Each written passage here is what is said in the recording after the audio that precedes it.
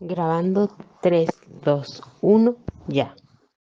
Hola, buenas tardes. Aquí una vez más Onda PK con Radio Buñol en la 107.9, un miércoles más a las 2 de la tarde. Lo primero, como siempre, agradecer al Ayuntamiento de Buñol su colaboración con P de Parkinson y a nuestros seguidores y oyentes por estar un miércoles más con nosotras. Hoy tenemos con nosotras a Karina Escobar, una chicharrera como yo, presidenta de la plataforma de pacientes y presidenta de la Asociación de Personas con Enfermedades Crónicas Inflamatorias Inmunomediadas. Eso lo tuve que leer porque no lo sabía. Karina, bienvenida. Bueno, muchas gracias por invitarme, un placer estar con vosotras. Karina, te presento a mi compañera Sonia. Hola, Sonia. Hola, buenas tardes. Sonia está en Buñol, en Valencia, y yo estoy en Tenerife. Que sepas que el grupo de Compe de Parkinson es un grupo virtual. No nos conocemos personalmente, sino a través de las redes. Exacto. Y estamos tanto en Estados Unidos, en Nueva York, como aquí en Tenerife. Valencia, Madrid, Cádiz, Málaga, por ahí estamos distribuidas, el grupo. Pues la primera pregunta, ¿qué es la POP? Pues la POP es la Plataforma de Organizaciones de Pacientes. Hace pues casi 7 años que esta entidad, pues en este momento somos 33 organizaciones nacionales de diferentes patologías, a los que nos une es la cronicidad. Y lo que tratamos de defender son los derechos de las personas con enfermedades crónicas, mirando siempre el impacto, tanto sanitario, social, laboral, familiar, todo el impacto que tiene la enfermedad en nuestra vida. Y nuestro principal objetivo, primero, es participar en todo aquello que tiene que relacionado con nuestra salud, en el ámbito tanto sanitario como social, como pues, en otros ámbitos, y también conseguir una protección para las personas con enfermedad crónica, ¿no? Que la cronicidad como tal esté sujeta a derechos. Sí, Karina. Sí, una pregunta tenía yo. Yo, cuando empezamos cuando nuestra vida cambió con un diagnóstico, como la de miles de personas, ¿no? De lo primero que me di cuenta es de que el diagnóstico no solo afectaba a la parte de salud o a la parte médica, ¿no? De una persona, y que incluso no afectaba solo a la persona, afectaba también a su entorno más próximo y a su entorno, incluso a su comunidad. Respecto a vuestra plataforma, es decir, algo que tiene en común es el enfermo crónico es esto, ¿no? Es decir, que la afectación de la vida de una persona es múltiple y muy compleja, ¿no? Sí, yo creo que venimos de una situación donde nos tratan como pacientes, ¿no? Donde al final estamos, dirigen acciones hacia nosotros por la patología que tenemos o el órgano que tengamos afectado, pero no con un concepto de persona con. Por eso es importante añadir el ámbito de la persona, ¿no? Porque cuando buscamos satisfacer o hacer una atención centrada en la persona, tenemos que atender su edad, pues su género, su situación laboral, su situación pues, social, familiar, quiero decir, tenemos que entender la situación de ese paciente, de esa persona, y el impacto que va a tener en la enfermedad de su vida y qué decisiones o cómo va a adaptar tantos en el ámbito pues, de tratamientos o de rehabilitación, o sea, al final si vamos a ser adherentes o no, quiero decir, toda esa información sirve para tener una foto para que nuestro médico, nuestros profesionales sanitarios sepan cómo trabajar con nosotros mejor y es fundamental que nos traten como personas, no solo como pacientes, sino una dimensión mucho mayor y no por el órgano que tengamos afectado, en este caso no por una enfermedad neurológica que tengamos, sino por todo el ámbito, ¿no? Más amplio, ¿no? del paciente y de persona. ¿Y por qué surge la plataforma? Cuando hay colectivos, asociaciones, fundaciones. Sí, nosotros tenemos ahí agrupados pues desde todos los tipos de trasplante, sobre todo empezaron la plataforma aquellas entidades con más años de solvencia, ¿no? Desde pues Alzheimer, las personas de SEAFA, de lo que es el Alzheimer, la esclerosis múltiple, las enfermedades raras, que ya eran confederaciones grandes que vieron la importancia de unirse, ¿no? De unirse para tener una interlocución de aquello que querían contar transversal, no ir solo al Ministerio de Sanidad o a las comunidades autónomas o a otras autoridades sanitarias o no sanitarias, sino tener una voz única, ¿no? Una voz que al final nos pusiésemos de acuerdo en aquellas cosas que impactaban en las personas con enfermedades, ¿no? Y tanto en ellas como en sus familias y sus cuidadores. Para nosotros el familiar y el cuidador forma parte de nuestro trabajo porque son fundamentales, ¿no? Si eso va bien, el paciente va bien. Entonces, esa fue un poco la voluntad de ellos, ¿no? Unir voces, unir conocimiento y saber que era importante es tener muchísimo más vertebrado el ámbito del sector de las asociaciones de pacientes, ya no solo por patología, sino por la transversalidad, y lo que nos une a nosotros es la cronicidad. Por eso dan el paso, porque vieron que tenían mucha fuerza juntos. Es un poco lo que interesante, ¿no? Tenemos que buscar colaboración y coordinación entre nosotros, ¿no? Porque al final nosotros sumamos, y vosotras, ¿no?, trabajáis para los pacientes, para las personas más vulnerables, ¿no? Y cuando trabajamos por las personas, pues tenemos que buscar las fórmulas de unirnos y hacer las cosas lo mejor posible. Y ese es el objetivo de la PO, poder, con toda la experiencia que tienen nuestras entidades, poder hacer cosas que nos interesen a todas, sin que cada una pierda su labor importante que tiene por su patología, ¿no? Al final, cuando van pasando los años, las personas con enfermedades crónicas no solo tenemos una patología, sino que somos pluripatológicas, tenemos complicaciones, es decir, nos afecta todo el ámbito de la salud mental, el dolor, muchas cosas transversales que también tratamos desde la POB, ¿no? Nosotros nos dedicamos a hacer estudios de impacto de la enfermedad, tanto tenemos un estudio de mujer, el estudio del dolor, el estudio de salud mental, de las personas mayores, de los niños. Es decir, lo que hemos hecho es ordenar, ¿no? Porque al final tú cuando te metes en un proyecto como con estas dimensiones, tienes que segmentar, ¿no? ¿Qué es lo que le interesaba más a nuestras entidades? Y sí que hacemos una labor interna de saber realmente lo que les preocupa y qué es lo que podemos defender juntos. O sea, juntos sumamos, que decimos nosotras, ¿verdad? Sí. O sea, que ya me has contestado la pregunta que te iba a hacer a continuación.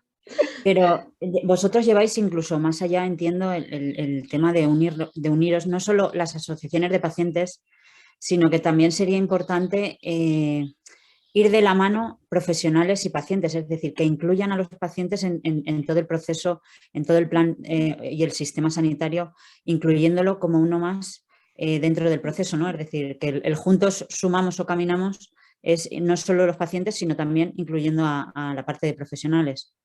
Sí, nosotros tenemos una política de alianza y trabajar siempre con los profesionales y con las autoridades sanitarias y también con gestores. Quiero decir, tenemos una parte de estar a nivel macro, meso y micro, ¿no? Y entonces, bueno, pues eso es importante, que tenéis que ir de la mano pues, de la organización médico-colegial, con la enfermería, con los farmacéuticos, con aquellas sociedades científicas también más transversales, pues todas aquellas personas que trabajan para los pacientes, y ellos lo agradecen. Al final ellos ven que nosotros somos motor de cambio, los pacientes.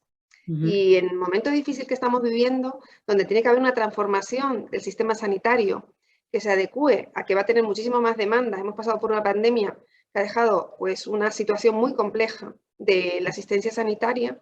Tenemos que ver cómo hacemos una asistencia con menos recursos, pero con más demanda y con más situaciones de personas vulnerables. Y eso lo tenemos que hacer entre todos. Es una cosa, un trabajo de transformación, donde tenemos que transformarnos los pacientes también en cuanto a cómo vamos a ser más autónomos, más corresponsables.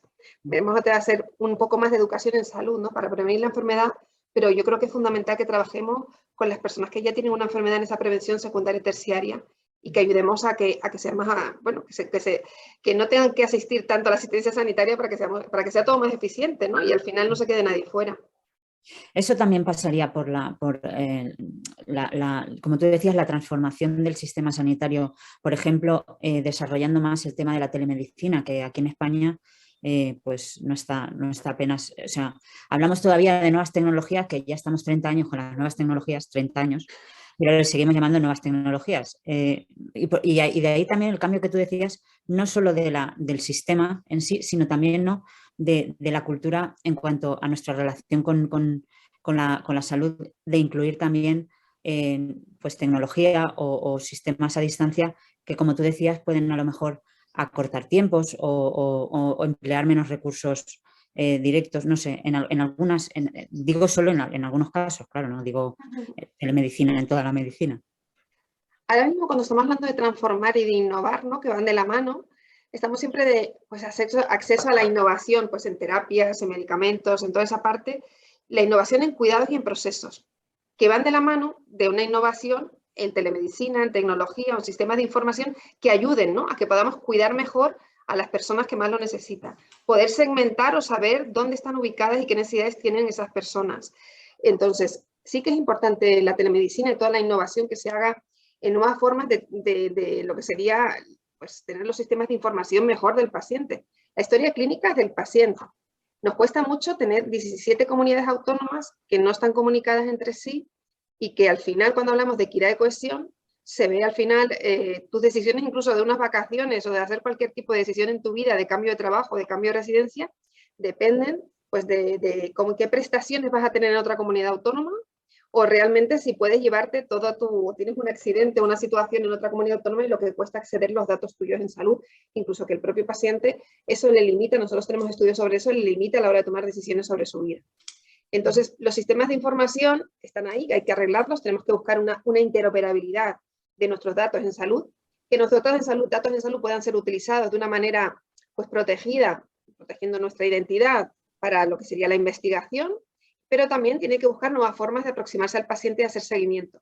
Por eso la importancia de la telemedicina. Durante la pandemia hemos vivido un agotamiento de lo que eran las llamadas telefónicas, porque hay que considerar que llegamos sin una gestión del cambio, sin conocimiento, a una situación donde nuestro médico pasó de estar nosotros en la consulta a que nos llamase por teléfono. Debido a la pandemia se alargó mucho, ese no es el modelo. Nosotros siempre defendemos modelo mixto.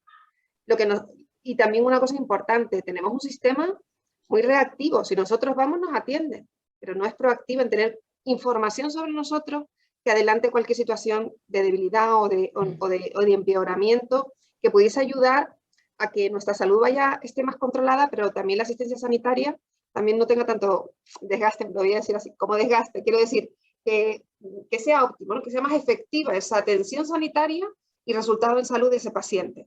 Entonces, y también más flexible. Date cuenta que estamos condicionados todo el tiempo. Dices tú, no, la telemedicina es para que el médico te llame. No, la telemedicina tiene que ser para que se adapte a mis necesidades y que yo si a las 6 de la tarde, aunque las consultas sean de mañana, requiero de una asistencia antes de irme de urgencias, pueda tener un sitio donde poder trasladar. O en un momento de empeoramiento hay una flexibilidad en mi atención, porque yo requiero, o en un primer diagnóstico yo requiero de más atención de cuando estoy controlada. Entonces, nosotros lo que pedimos es que esa telemedicina, o esa forma nueva de asistir, sea flexible y más proactiva. Sí, yo me planteaba, además en mi caso, voy a hablar de forma personal porque creo que se da en muchos más casos. Yo estoy operado 2 veces de DBS, una intervención importantísima a nivel de neurocirugía. Digo esto por lo siguiente, porque a mí si se me daba cualquier contingencia, o sea, cualquier situación en la que yo necesitara hacer una consulta, yo pregunté si había un correo electrónico.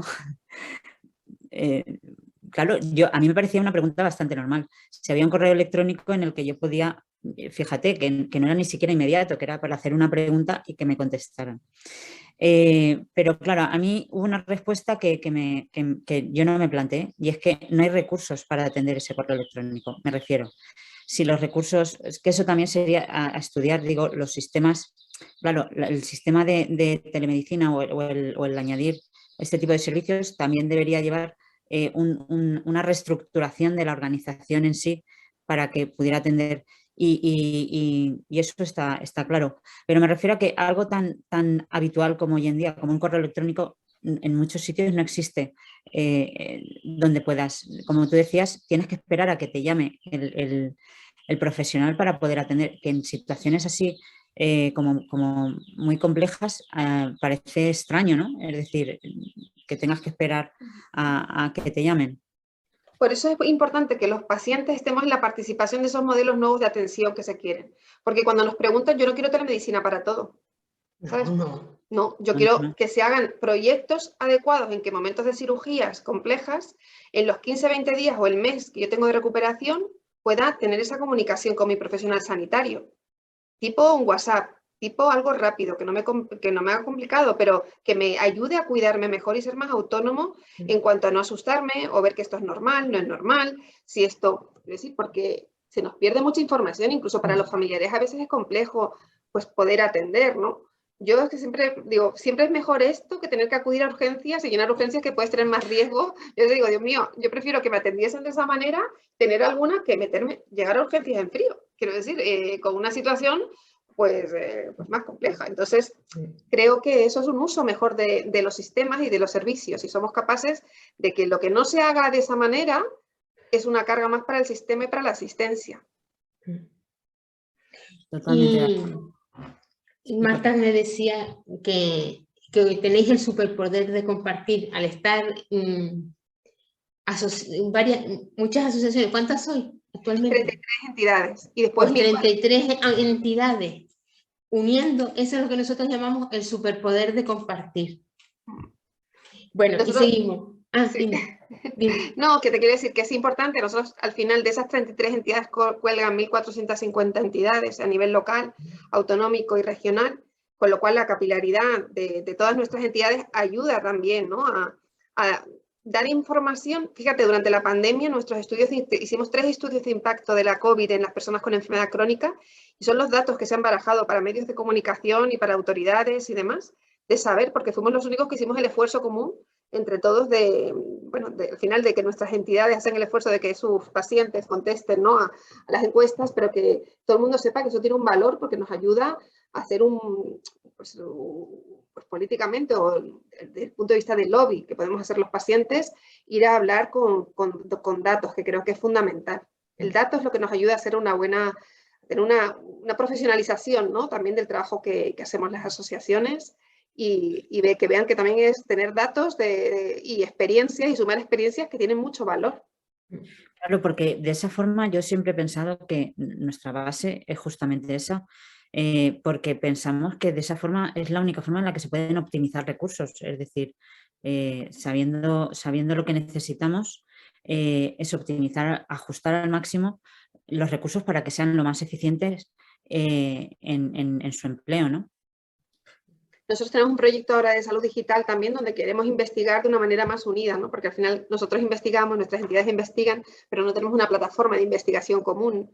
Y eso sería una de las cosas los proyectos más complejos que tenemos, el sueño, ¿no? En lo que soñamos, ¿no? De poder investigar y tener datos propios. Porque al final estamos todo el tiempo a diferentes plataformas, le aportamos datos sobre nuestra vida, nuestra salud, pero datos que al final no nos devuelven a nosotros, ¿no? Y creo que los pacientes somos capaces de dar datos y dar mucho conocimiento y experiencia que ayuda a mejorar y ayuda mucho, ya os lo digo, están muy interesados todo el mundo, ahora es el mundo de la guerra del dato y nosotros somos capaces de dar datos. Pero mira, una cosa que me sorprendió mucho fue, buscando datos, como dices tú por internet, me encontré una página alemana que daba datos del Parkinson en España, de defunción, pero claro, las tenías que comprar. Y yo me pregunté, ¿y cómo obtuvieron esta gente los datos de España si ni nosotros los tenemos del Parkinson?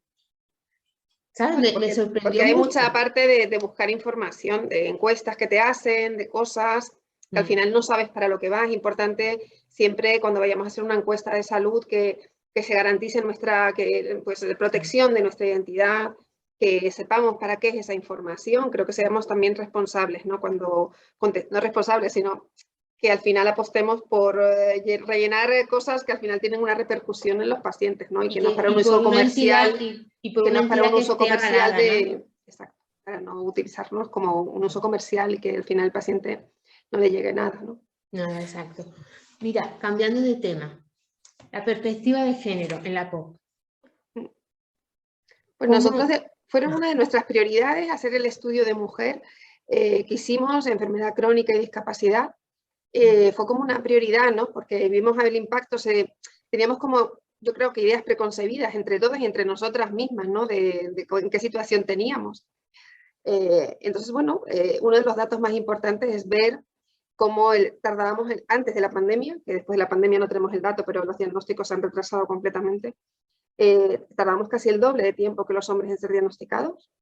El impacto de la medicación y de las terapias era menor, porque claro, llegábamos más tarde al diagnóstico, con lo cual el impacto de las diferentes terapias que estaban a nuestro alcance, medicación de farmacológica tenía peor impacto, y también teníamos una situación, una percepción, pues casi mucho peor que el hombre en cuanto cuando nos preguntaban por calidad de vida, ¿no? O cómo nos sentíamos. Y mal o muy mal, era un poco más del 50% de nuestras mujeres. Eso quiere decir que es importante, ¿no? Que en el ámbito de la sanidad que consigamos primero nosotras mismas ir antes a cuidarnos, ¿no? A mirar qué nos pasa, a no esperar mucho, porque al final muchas veces somos capaces de llevar a nuestra familia y somos como, no, lo vamos dejando. Yo la última. Pero es un tema muy cultural que tenemos que nosotras mismas despertar de ese sueño, ¿no? Que nuestra vida es única que la tenemos que cuidar, que tenemos que cuidarnos a nosotras, y en esa parte pues ir a y conseguir ese diagnóstico, que no demos tantas vueltas, y hay una parte de sensibilización y visibilización que tenemos que hacer a los profesionales sanitarios y a las autoridades para que esto cambie, ¿no? Tenemos que mejorar los datos de diagnóstico de la mujer, sobre todo en determinadas, como puede ser en vosotros, patologías que son más de hombres o que tienen una etiqueta de hombre. Y después, dentro de, lo tenéis en nuestro estudio, está colgado en nuestra página web, plataforma de pacientes.org, pero también hay una parte, porque siempre dicen que las mujeres como que estamos menos solas, que somos más interactivas, que... Entonces cuando toda esa parte se desmonta, ¿no? Al final las personas, en este caso mujeres, viven más solas que los hombres, no tienen cuidador como los hombres, y tenían una parte importante que se aislaba mucho más que el hombre, ¿no? Con lo cual, esa parte importante, ¿no? De que no nos aislemos, que intentemos pedir ayuda, que la parte de asociarse, nuestros datos ahora durante la pandemia también nos decían, ¿no? En el ámbito de la salud mental, la importancia de que entre personas que estaban asociadas a una entidad de pacientes y que no, pues los datos eran mucho mejores en las personas asociadas que en las personas no asociadas, ¿no? El vivir con la enfermedad a solas es mucho peor que vivir acompañado, y sobre todo conocer y vivir la experiencia con otros, ¿no? A veces es más difícil verbalizar a la familia el sufrimiento que poderlo verbalizar con otra persona entre iguales, ¿no? Yo creo que el objetivo de todos es que esto sirva para algo. Cuando estamos enfermos siempre pensamos, ¿y esto para qué sirve? ¿Qué tenía yo que aprender en la vida, ¿no? Para que me tocase esto, ¿no? Y a veces, pues, Una para pregunta, otros Karina. también, ¿no? Porque igual que ocurre con la investigación, muchas veces participamos en cosas que a nosotros no nos van a influir, pero van a influir en el otro, ¿no? Y yo creo que esa es la parte bonita nuestra, ¿no? Que al final podamos seguir dando y aportando a la sociedad. Y creo que por eso os agradezco infinito vuestro trabajo, lo valoro muchísimo, y el trabajo que hacen todas las entidades, que para mí, y además que lo hacemos desde la precariedad ya no solo económica, sino de salud. El esfuerzo que se hace es doble, es muy cansado estar en una asociación de pacientes, estar ahí batallando, y al final, bueno, que no os olvidéis de cuidaros, lo que estáis en las No, pues asociaciones. en nosotros, Karina, decirte que en nosotros se han unido estos dos aspectos que hemos estado comentando, el virtual y el asociarnos, porque hemos constituido la primera asociación de mujeres con Parkinson virtual en España. O sea, que no tenemos una presencia física en ningún sitio, pero sin embargo estamos llegando a las mujeres con Parkinson. Sí, que da más accesibilidad al final de estas partes, de que nadie se pierda, ¿no? Estar en este grupo y que tenga acceso, ¿no? Que sea... Exacto, tienen acceso. Sí, comentábamos que las mujeres, yo me he dado cuenta, sobre todo en la mujer rural, que es en el medio en el que vivo, que incluso comentabas que las personas que están asociadas efectivamente tienen o sobrellevan de otra forma la enfermedad, la viven de otra forma. Pero claro, tenemos un gran colectivo dentro de las mujeres que tampoco pueden ir a las asociaciones, es decir, tal y como están presentadas las asociaciones, los horarios, me refiero sobre todo, las distancias, a veces para ciertas mujeres es inaccesible el poder realizar ese tipo de terapias o ese tipo de encuentros con otras personas de su misma enfermedad. Entonces ahí, claro, aparece el tema virtual, ¿no? Como una gran posibilidad de acoger a toda esa gente y ponerla en contacto. Quizá también las asociaciones deberían revisar sus servicios, me refiero, en el formatos o... Durante la pandemia se ha hecho así, han hecho las asociaciones una reconversión, ¿no? De dar terapias online, de tener psicólogo online, no tener que tener un horario fijo, pero es verdad que también la capilaridad es importante y depende de dónde esté, y un poco el tirón que hagan las personas que estén en cada sitio, ¿no? De la asociación, y los recursos que tengan también que la gente no desfallezca, que te voy a decir que mantener una asociación local dando servicio local depende económico, pero también de la voluntad de mucha gente de que quiera apostar por eso, ¿no?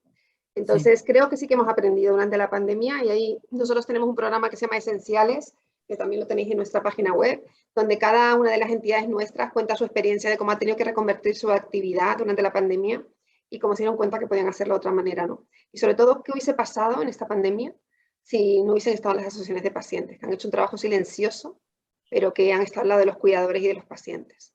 Entonces, es verdad que tenemos que adaptar mucho más, que llegan a más gente, que se vea desde el punto de vista de autoridad y de financiación de esto, que formamos parte del sistema, las asociaciones forman parte del sistema, y que receten asociación, ¿no?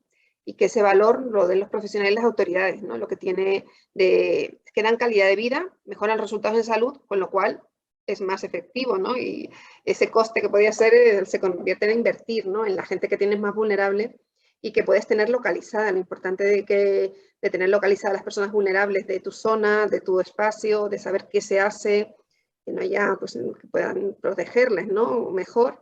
Depende de esa también. Nosotros luchamos mucho también por el dato, ¿no? El dato sanitario y el dato social. No está agregado. Por un lado tienes la cartera de servicios sociales y por el otro lado el de sanitarios. Y no son iguales en todos sitios. Con lo cual, agregar el dato de lo que tú necesitas, o sea, el paciente al final recibe un diagnóstico y no sabe qué derechos o qué recursos tiene a su mano, ¿no? Entonces, bueno, creo que hay que trabajar mucho en eso, ¿no? En compaginar esa parte social y sanitaria de acompañamiento de las personas con enfermedades crónicas y que realmente, sobre todo al principio, sus familiares tienen que tener la confianza, ¿no? de tener la mejor información para que puedan, bueno, pues, empezar a crecer dentro de su enfermedad o de esa nueva forma de vivir. Y por último, Karina, ¿cómo están cambiando las cosas? ¿Se está escuchando al paciente? ¿Tú crees que seguimos siendo meros espectadores de nuestra enfermedad o que ya cada vez somos más protagonistas de la enfermedad? Yo sí veo un cambio. Yo veo un cambio en cuanto a la interlocución, en el que es verdad que no todo el mundo lo hace con nosotros, pero que cada vez hay más proyectos que saben que si está el paciente puede tener más repercusión, que en este momento, pues legislativamente, nosotros lo que queríamos tener un ámbito de participación pues efectiva y que tuviésemos realmente un puesto, ¿no? Estamos en este momento con la nueva ley de cohesión, pues vamos a tener un puesto en el Consejo Asesor del Comité Interterritorial. Yo estoy en el comité de productos, por ejemplo, productos sanitarios de la Agencia Española de Medicamentos y en el comité de farmacovigilancia. Digo un poco nuestra experiencia como POP, dónde estamos en este momento a nivel más macro, pero eso también baja a las comunidades autónomas, baja a cada hospital. Dentro también tenemos, pues en lo que serían los hospitales, ver esa parte de participar, ¿no? En decisiones que se toman en los hospitales, en cómo se cambia, yo qué sé, desde la arquitectura, cómo se puede dimensionar o hacer mejor la atención más multidisciplinar que requerimos todas las patologías crónicas, que eso es una demanda también que nos une, ¿no? Necesitamos una visión más centrada en la persona y que no tengamos que correr de un lado para otro, sino que realmente todos esos servicios se den de otra manera, ¿no? Y sí que estamos trabajando también con los directivos de los hospitales, también para desarrollar programas de pares, que para nosotros es importante, ¿no? De personas en iguales, que en los hospitales puedan encontrar una respuesta, ¿no? A lo mejor no hay asociación, pero sí que hay un programa de pares en cada hospital. Y yo creo que eso tenemos que mejorar en todos los ámbitos, ¿no? Con lo cual, cada uno en su ámbito, el objetivo es participar. Participar en las decisiones que tomo en la relación médico-paciente a nivel micro, mi relación con mi profesional sanitario, en que yo tengo voz, que quiero saber, quiero tener toda la información, pero también quiero participar y que me expliquen y saber y demás. A nivel de más meso, de comunidad autónoma, lo que es la parte de hospitales, y después nosotros de la POP nos encargamos de esa parte y cada una de las patologías o federaciones se encarga a nivel de ministerios, pues también tengamos voz. Y una cosa, tú sabes que muchas enfermedades crónicas sobre todo están muy mediatizadas por los mitos. Mitos, por el mito. Sí. Sí, pues la enfermedad de Crohn, no, eso es del intestino nada más, y la enfermedad de Crohn conlleva muchas más cosas. El Parkinson, no, esas personas mayores que tiemblan. Cuando te diagnostican Parkinson, tú dices, yo no tiemblo, no soy mayor, este hombre está equivocado, este neurólogo está para allá porque yo no tengo eso. Eso pasa con muchas enfermedades, educacional, ¿no? Porque entendemos que la enfermedad viene con los mayores, ¿no? Y la enfermedad, nosotros en España tenemos un 19% de los niños españoles tienen alguna patología crónica, y si pensamos en los mayores, es verdad que un 95% de los mayores de más de 65 años tienen alguna patología crónica, y eso va incrementando, ¿no?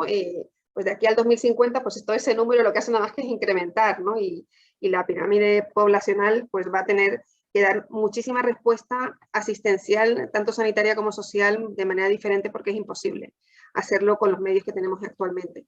Entonces sí que es verdad que es importante esa visibilidad, ¿no? Que podemos hacer las entidades de pacientes, desde que se puedan hacer de cada patología, con más amplitud de miras, ¿no? De no solo que son una persona, en el caso del Parkinson, como comentáis, pues un hombre mayor que llega a una edad que tiene no sé qué, sí. Porque conocer y dar a conocer mejora los diagnósticos, pero también mejora la aceptación de la propia enfermedad y también cómo el entorno nos percibe, ¿no? Y yo creo que eso es importante. De ahí la importancia también de las asociaciones, de que levantemos la voz, que nos hagamos ver, que somos visibles y que estemos en la agenda de comunicación, en la agenda aprovechar también, ¿no? En la medida de lo posible, aquí estamos en un espacio de radio que no, pues muy importante que da esa voz, pero tener voz, ¿no? Y que podamos, y como asociación vosotras, que podáis tener voz también en tertulias, en cosas que os hagan al final dinamizar conocimiento, pero que lleguéis a más personas, que más personas os puedan escuchar, que es importante. Sí, A mí porque cuando hablabas de los niños, sabes que nosotros tenemos un proyecto que es de dar charlas en los colegios, jugando con los niños. El último proyecto que hicimos fue, dimos una charla en un instituto de Sevilla de audiovisuales, de formación audiovisual, y a raíz de esa charla que dimos, un grupo de alumnas hizo un microcorto y lo presentaron al Brain Film Festival. Y entonces eso para nosotros ha sido un orgullo, ¿sabes? De que la gente, las jóvenes, fueron capaces de entender cómo vivimos la enfermedad. porque Creo que es importante que desde pequeños los niños sepan que hay enfermedades y que hay que vivirlas de manera diferente. Yo creo que es importante, nos falta mucha educación en salud en los colegios. Es decir, igual que nos educan en otras cosas, educarnos en cómo cuidarnos y pensando no en el ahora, sino pensando en el futuro, ¿no? Todo y la empatía. Claro, toda esa parte primero del cuidado propio y que la enfermedad forma parte de la vida, ¿no? O que la diversidad, y ahí también la salud es una parte de la diversidad, está ahí, ¿no? Y no tenemos que tener barreras también a conocer a gente que gestiona su vida. Es más, esos héroes y heroínas que están gestionando su vida, que van al cole, que hacen un doble esfuerzo, ¿no? Por mantenerse esa formación y al final se encuentran con barreras pues muy pobres, ¿no? De situaciones de no entendimiento. Entonces sí que es verdad que todo lo que hagamos con los niños nos ayuda a tener una sociedad mucho más inclusiva, ¿no? Y mucho más solidaria y más madura. Y falta mucho que hacer en ese ámbito. Es un valor universal, creo yo. Es decir, nosotras siempre planteamos que ya no es solo por el conocimiento de la enfermedad de Parkinson, sino por lo que tú estás comentando, es decir, por el tema de que es un valor universal que deberíamos de tener todos, de saber que la enfermedad forma parte de la vida y que no es una excepción y que a lo largo de la vida tendremos diferentes capacidades que viviremos o que vivirá gente a nuestro alrededor, ¿no? Y esa base es muy importante. Y como tú decías también en el colectivo de infantil, el tener en cuenta, es que has dicho un dato que no sé si ha pasado desapercibido a la audiencia, pero es que un 19%, es que me refiero que es una cifra importante. Y ahí vosotros también tenéis una labor muy importante, ¿no? Es decir, que manifestáis que ya no solo visibilizar, sino la actitud ante la enfermedad, es decir, el cómo vivir con la enfermedad, las personas que van a tener que convivir con ella a lo largo de su vida. Nosotros tenemos un estudio hecho sobre todos los temas de niños y juventud y está muy relacionado en esa coordinación sanitaria y educativa, ¿no? Porque al final tenemos una brecha, hay aulas de educación en los hospitales cuando tienes largas estancias, pero cuando un niño está menos de un mes en el hospital, pues no tiene derecho a esa educación. Entonces lo que nos pasa es que tenemos niños entrando y saliendo del hospital o estando en casa que han tenido una brecha de educación, a lo mejor van con 2 o 3 años de retraso. Y los pobres cuando llegan al cole, que es lo que nos traducían, era un poco, los padres, un poco entendimiento porque no tienen medios para entender la situación del niño, porque es verdad que estar enfermo no te crea una discapacidad intelectual, pero sí que es verdad que el niño está más disperso, porque tiene más preocupaciones, el dolor hace que esté menos centrado, entonces tener ese conocimiento, ¿no? De lo que es estar enfermo es muy importante a la hora de educar también, ¿no? Y que esto que hemos aprendido durante la pandemia, que es posible educar a distancia, y en esa parte hay cosas que se tienen que venir para quedarse, porque van a ayudar a colectivos que se están jugando su vida de adulto, porque al final están luchando por su enfermedad y lo que queremos es que estén formados, ya que muchos no pueden compartir el patio con otros y socializar con otros compañeros, que por lo menos tengan la formación y el derecho a la educación que requieren, ¿no? Y esa es una de las luchas nuestras también, ¿no? en el ámbito educativo, esa coordinación de sanidad con educación, para que realmente nuestros niños no se nos queden sin educar. ¿Alguna pregunta más, Sonia? No, bueno, Porque Karina tiene una reunión a continuación. sí, nada. Yo felicitar la labor del... Nos has dejado mudas, porque, Sí, porque no nos esperábamos que fuera la plataforma de pacientes, la verdad que no pensaba que hiciera tanto. Es que me he quedado sorprendida. Muchas gracias. Sorprendidísima. Y además el concepto que tenéis de cómo llegar, cómo transformar la sociedad es impresionante. De verdad que sí, que me ha encantado la entrevista. Ojalá y tengáis los apoyos que merecéis y que podáis lograr, bueno, habéis logrado muchísimo ya, ¿no? Pero que por ahí nos vais a ver, que por ahí nos vais a ver. Muy bien. Bueno, muchísimas gracias, Pues Karina. Muchas gracias Karina, y mucha suerte, y mucho cuando ánimo a quieras, todos. esta es tu casa para cualquier cosa que necesites. Muchas gracias. Bueno.